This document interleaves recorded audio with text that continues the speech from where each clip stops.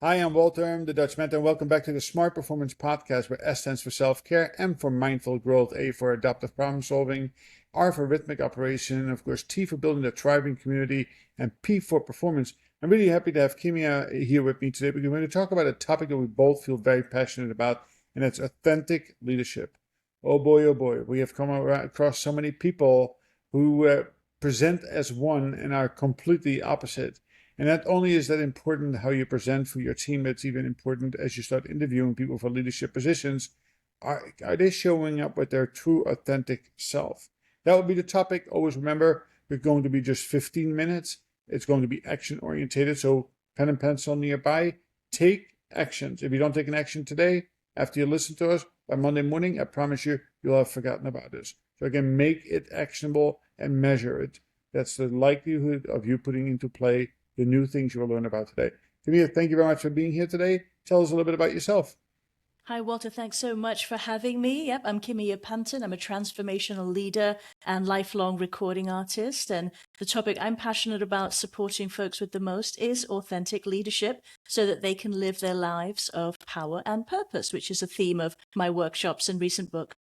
Excellent. So let's dive right into that. Obviously, all of the why authentic leadership had to start with a problem statement. So tell me a little bit where that came from, why it is important. Give me an example of a client you have worked with where you clearly identified an issue that needed to be fixed. Yeah, so I think that a lot of times people don't intentionally fall into not being authentic.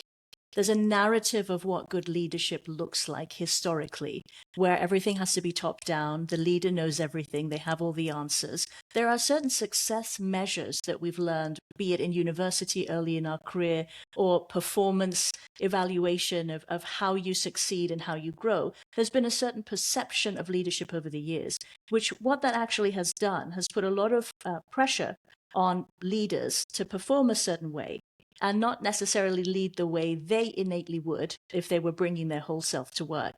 And then what that has done is it has trickled down to the teams who have then learned that example from their leader to perform for that leader's approval instead of maybe tackling issues or challenges the way they would with their innovation, with their diverse perspectives, without bringing their whole selves to work.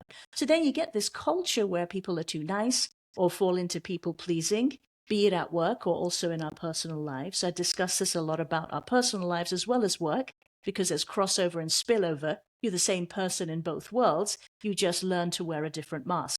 So, how can we collectively take off that mask in both of our worlds, living a holistic, authentic, integrated life for our fulfillment and for the benefit of our organizations? So, that's kind of where I focus, and I think that these things have happened systemically. And it takes courageous leaders to ask for appropriate feedback, bring people in, such as yourself, such as myself, to ask the right questions in a helpful, collaborative way, help them pinpoint. I use a framework called the REAL framework, which is part of my teachings about get real with yourself first and then role model that. It's 4 very simple steps in a cycle that you repeat. The more real you are, you find the more your team trusts you, the more they know where they stand, the more they open up.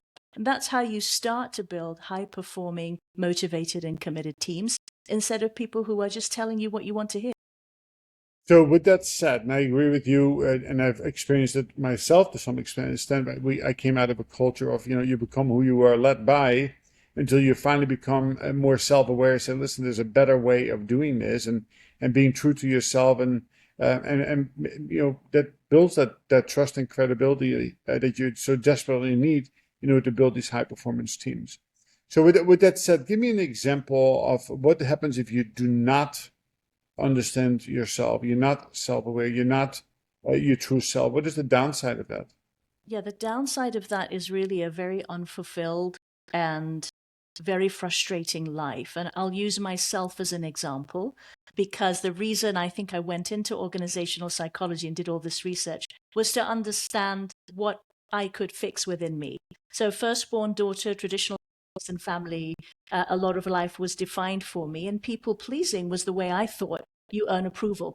So I learned that from the get go to be very sensitive to the needs around me. And then I fell into that in my early career. I wanted the manager to be pleased all the time, even if I disagreed with them. It led to, in my early 30s, I would say, a mini breakdown of recognizing I'd completely silenced myself for the well-being and approval of everyone else, and I didn't know who I was. So I hated my career. I was not thrilled with the personal life I'd built, and I didn't know who I was. And it took a lot of time and thought and care and a lot of the principles that I now share as a result of my lived experience and research to rebuild and allow myself to take off those masks, understand the why, have self-acceptance with some compassion and grace for myself and others, understand we're all doing the best we can with what we know at the time, and then decide to be an example of something different and take agency and recognize that a lot of it actually is in my hands and I have the power to make changes. So I think that was the breakthrough moment for me. And as a result of that, I think I've been very passionate about helping others reach their what I call light bulb moments or their personal breakthroughs to break out of a life that was defined by others and instead define it from the inside out for the benefit of you and those around you. Yeah, and so I just want to point out, so thank you for sharing your personal story. And it's about, I think that really the power of working with a mentor versus a coach. What you just described as a deep personal experience, and that took a journey for you to recover from, and then you emerged out of that not only as a better person, but probably as a better leader, but also a story that you could share with others. And that's what mentorship is about, rather than a coach who's read a book and is enjoying somebody else's research. So the fact that you get your hands dirty and really understand the topic because you live the topic. I refer to it as, people getting stuck in that valley of despair when they get stuck between, yeah, I'm a great high performing doer, but now I'm trusted into this leadership role. And now what?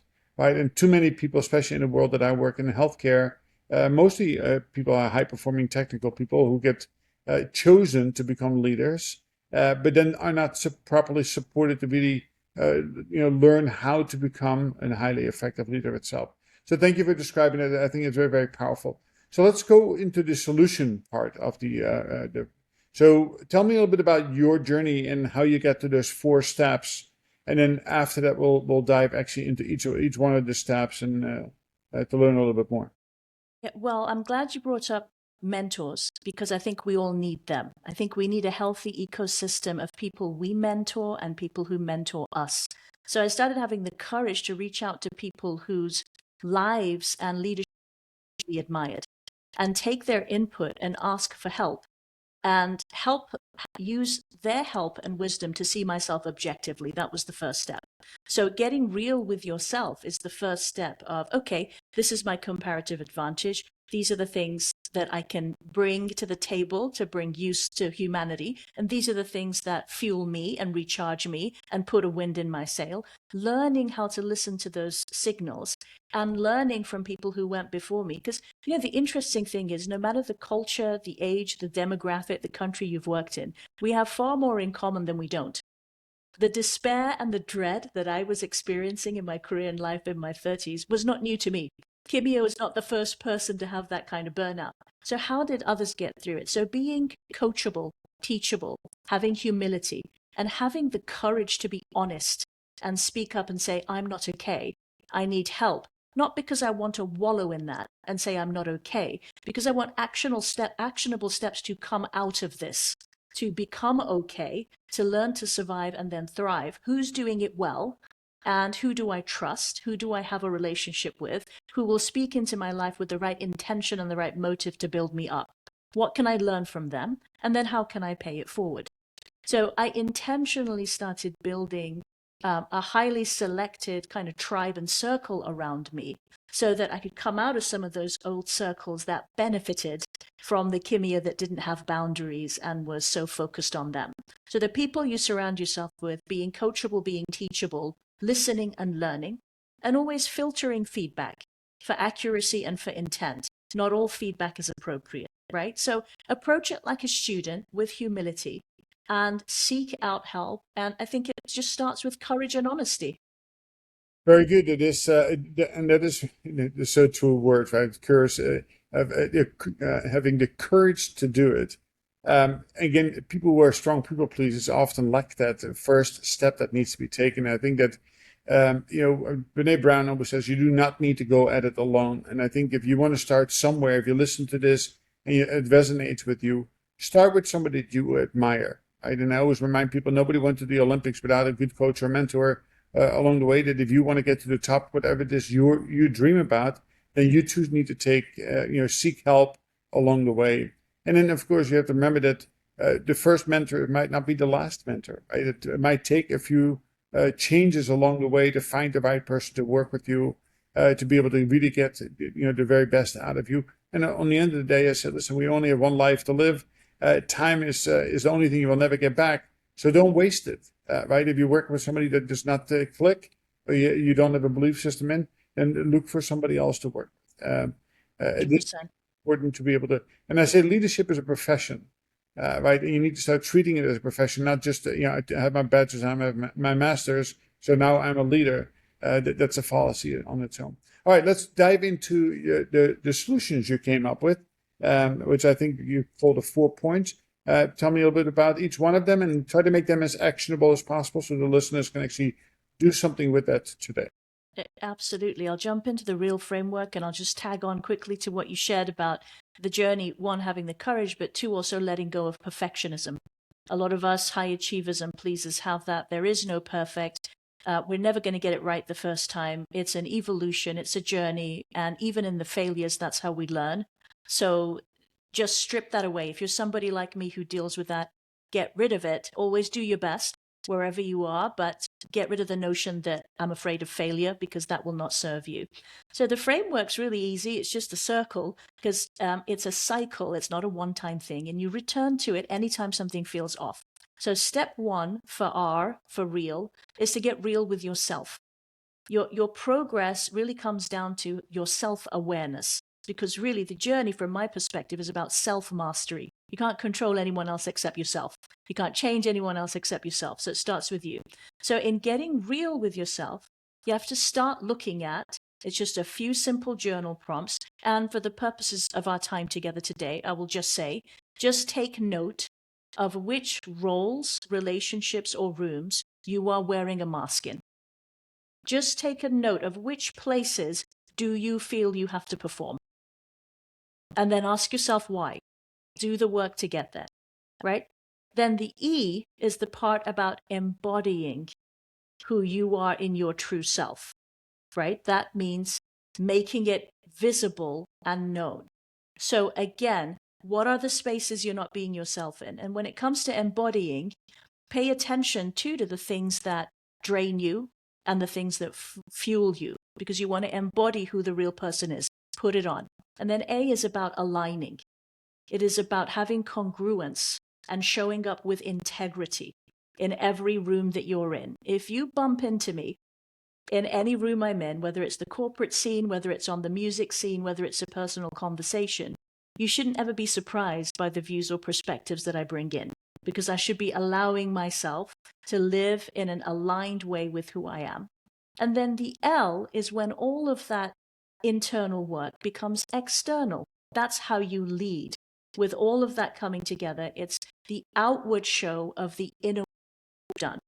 And that's actually how you serve those around you in your organization and humanity as a whole. Because when people see somebody who's thriving, living authentically, you are also, without realizing, giving them permission to do the same. They become curious about you. They might get comfortable to ask you for help or for some mentorship or for some guidance, or just want to learn more about you. So then the L is how you're choosing to lead. And a quick prompt on that is, what behavior is it that I want to model, that is something I would like to see in leadership, that I can be an example of? Because we hear all the time, be the change that you want to see.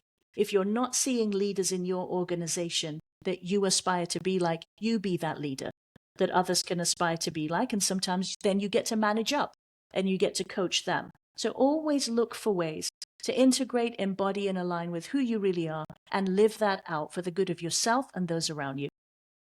Love it. It's very, very powerful. The only word of caution I always give to people is that you want to lead from the leading edge of the wing. You just don't want to be 2 steps ahead of the leading edge, because now you might fall out of step with the culture of the organization, especially as a new person coming in, and then you become Yes, don't do it when you're new. The yes, relationship and the The relationship and the license to do that has to be there when your brand is established, right? My current organization, I've been there for 11 years. They know me well. They're comfortable with me trying and presenting new things because the relationship is there. Exactly right. And that is very, very important caveat, because otherwise within 90 days you'll be looking on the outside in, because you are an outcast, although you're really a wonderful asset, and that brings new, fresh ideas. But establish that credibility, that trust, and really understanding the culture you're walking into is really, really critically Well, two important. things with that, Walter. I'll say being authentic doesn't mean being abrasive or saying everything you're thinking. It has to be professionally appropriate. And then secondly, it's about timing and saying things in the way it will be received when the relationship is already established. Again, it's not about being abrasive. It's about finding the right way to serve and help within that organization's culture. So thank you for touching on that. Yeah, yeah, very important. I've seen a couple of people fall flat on their noses Oh because dear. they were out of step, so to speak, right? It is that, and it being disruptive is good, but there's a time and place to do that as well. Listen, I love the topic of authentic. We can talk about this for hours, of course. I think you really hit the nail on the head on the approach itself, and these are actionable takeaways that people have. So tell us where people can find you. You can find me online at my website, kimiapenton.com, on Instagram, again under Kimia Penton, or LinkedIn. I'm very active on social media, also on Spotify, same name, Kimia Penton, excuse me, where all of my music is there. My songwriting is a key part of my coaching, my teaching, and my speaking. So just look up my name and all of these things will pop up. I'd love to stay connected. Yeah, again, to all of the people who are listening today, is that if you want to learn, right, it is required to take an action, and not just an action one time. You need to repeat it over and over and over. As I say, don't skip twice, because that's how habits building is broken very quickly. And measure that. Reach out to Camilla online if you have any follow-up questions. Give me a parting thought of what you want to impress upon the listeners. Do one thing for yourself this week. Find one thing that fuels you. Take that one thing that fuels you and decide how you can increase that and do more of that for yourself this week. Rock solid advice, and it is that one thing, not 10 things, because if everything is important, then nothing is important. Camilla, thank you very much for joining me today. And to the audience, again, make sure you take action, you share this with others. Come visit me on thedutchmentor.com if you would like to have a conversation. By all means, book a quick 30-minute strategy call. And again, we'll see everybody at the next episode. Camilla, have a wonderful day in Texas. I hope you're sitting in the air conditioning, because I'm sure it's going to be a scorching hot one out there today. I sure am, and thank you so much. It's been a pleasure, Walter. Same, thank you.